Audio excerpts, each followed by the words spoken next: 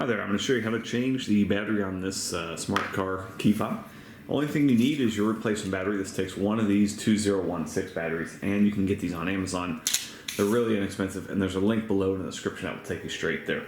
And then you just need a standard flat blade screwdriver. Alright, so what you need to do is at the top here, right where the key rings would go, in this slot, take your screwdriver and push and twist.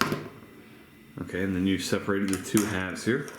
At this point, you can take your screwdriver and just kind of pop that out.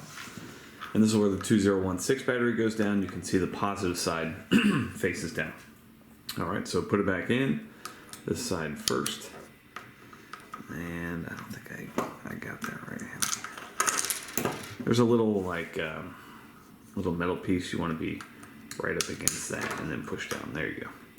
And then put this back together, give it a good squeeze. Alright, there we go. You're back in action. Thanks so much for watching. Make sure you hit that thumbs up button.